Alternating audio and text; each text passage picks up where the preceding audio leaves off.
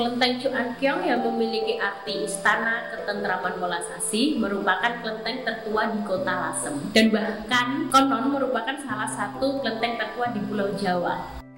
Terdapat catatan yang menyebutkan bahwa kelenteng ini dibangun pada tahun 1477 Masehi karena lokasi kelenteng ini sudah tercantum pada peta Lasem yang dibuat pada tahun itu. Namun, terdapat pula pendapat yang menyebutkan bahwa kelenteng ini dibangun pada tahun 1335. Terdapat dua tiang yang berada di halaman parkir utama kelenteng ini melambangkan tiang dari bagian kapal laut.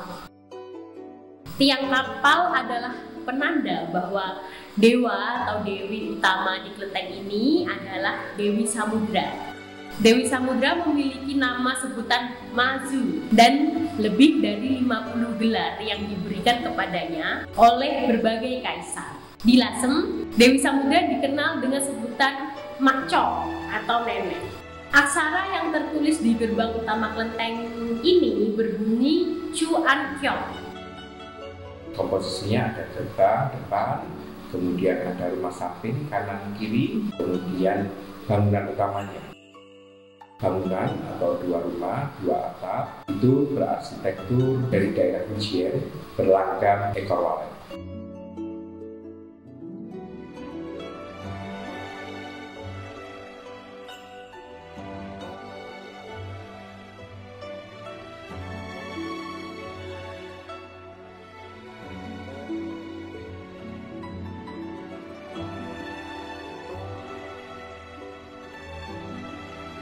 Memasuki teras kelenteng terdapat dua patung kilin. Di sebelah kiri adalah patung kilin betina yang mana bisa dilihat kilin tersebut membawa anak.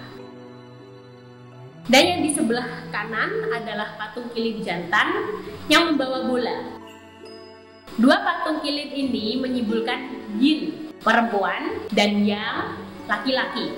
Atau biasa kita kenal dengan simbol keseimbangan hidup atau harmoni.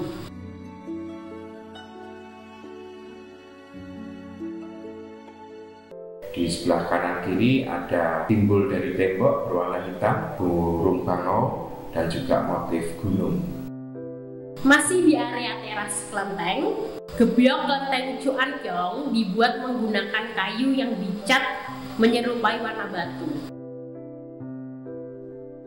Cat di gebyok ini masih asli. Cat yang digunakan ini memakai warna alam yang diambil dari mineral seperti batuan, tanah, dan tumbuhan.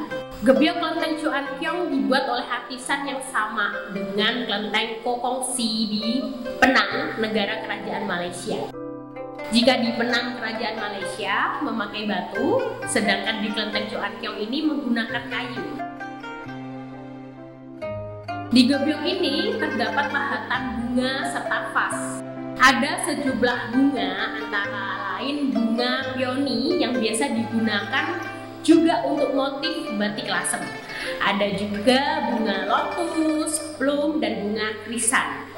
Bunga dan vas ini melambangkan kedamaian. Masuk lagi ke dalam area ruangan mural function. Di sebelah kiri dan kanan tembok kelenteng terdapat lukisan di dinding atau mural hitam putih dan berwarna seperti komik. Jumlahnya ada 98 panel. Lukisan ini tadi itu komik, maka covernya di bagian frame yang besar ini. Di situ tertulis judul dari novel tadi, Feng Sheng Pang atau Hong Xing. Berkisah tentang kejadian Dewa Dewi atau pengangkatan penganugerah gelar Dewa Dewi.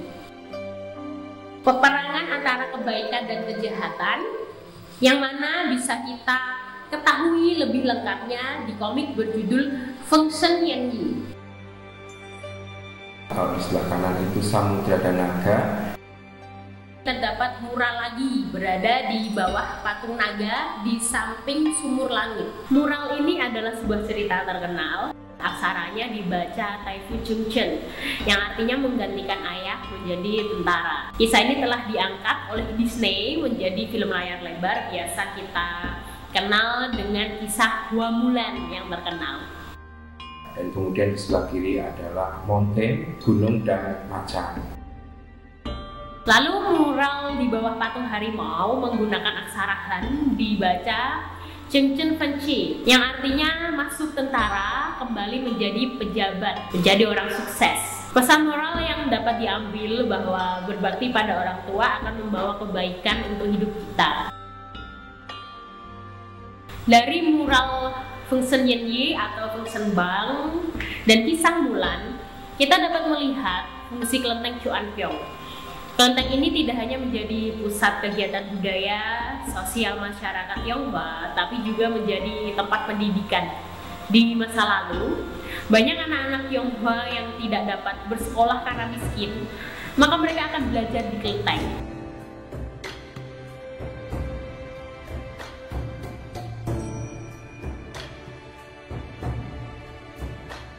Bangunan belakang di tempat altar utama itu direnovasi tahun 1800. Jadi yang kita lihat sekarang ini di bagian 3 altar utama itu direnovasi di tahun 1800. Renovasi yang terjadi di kelenteng ini itu muncul di prasasti, ada prasasti tahun 1838 dan tahun 1900. Biasanya prasasti renovasi ini berisi nama donatur dan berapa donasi yang diberikan.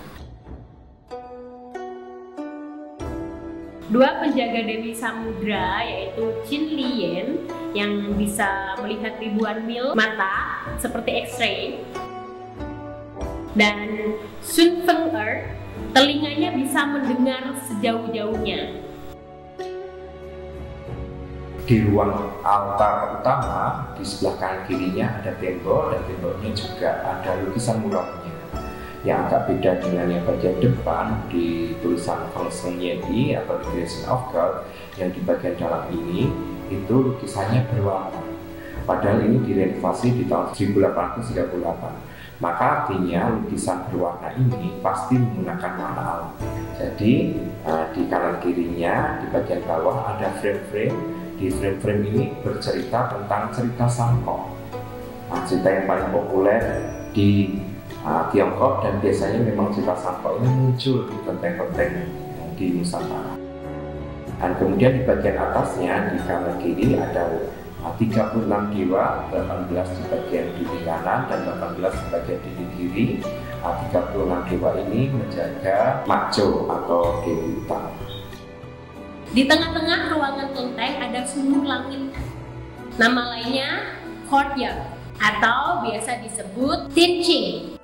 Merupakan ruang terbuka di tengah komplek bangunan.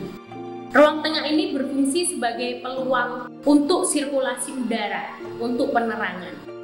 Sumur langit secara fisik berupa lubang di bagian kelenteng dengan atap terbuka menghadap ke langit yang berfungsi sebagai altar utama. Dalam agama Tridharma, Tuhan digambarkan sebagai langit yang luas dan tidak berwujud. Sembahyang di sumur langit dengan menghadap ke langit bermakna menyembah kepada Tuhan yang Maha Esa.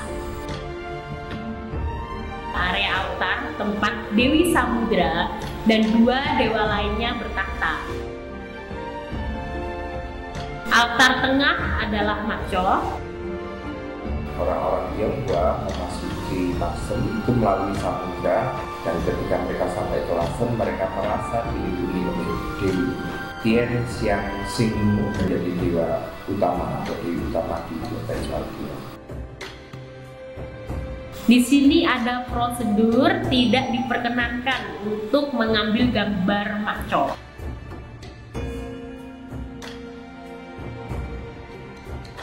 Yang di sebelah kiri ada Dewa Bumi atau Fute Chengsen atau Hotek Chengsin.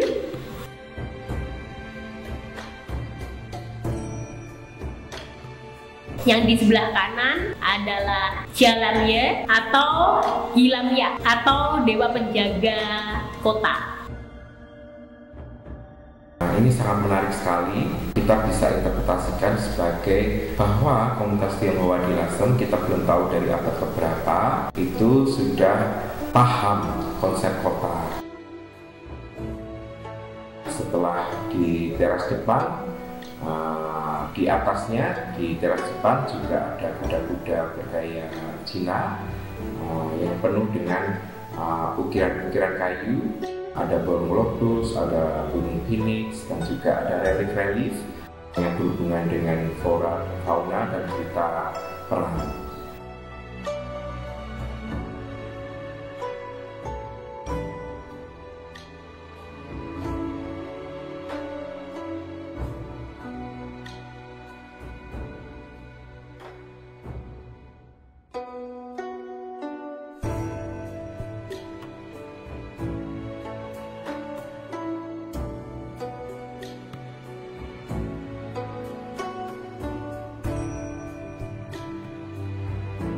Rumah samping sebelah kanan ada satu altar, di mana di sana ada Buddha dan juga Mak Kuan Yin, Dewi Kuan Yin, dan juga beberapa dewa lain yang juga dihormati di kelenteng Chuanqiang.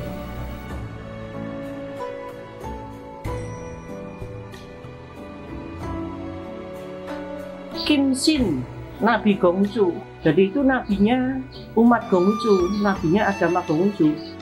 Dia ada di situ ya karena posisinya dari awal sudah memang ada di situ. Karena melambangkan bahwa itu adalah kelenteng Gongsu, umat Gongsu, tempat ibadah umat Gongsu.